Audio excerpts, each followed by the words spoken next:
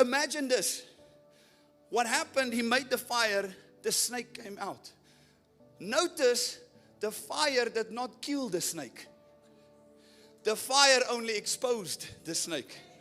When we have revival meetings, it's great in the moment. The Spirit of God is moving. But 2 or 3 days later, a week later, Pastor Greg get emails. I really enjoyed that service. But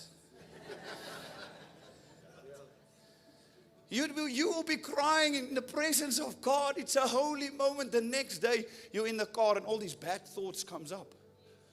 Where's this coming from? It's something that was there, that got exposed. Now the snake is here. Now you have a choice. Are you going to take that snake and partner with that same thing and fall in the same sin? Or you're going to take that snake and you, not the fire, you make a choice and cut the head off.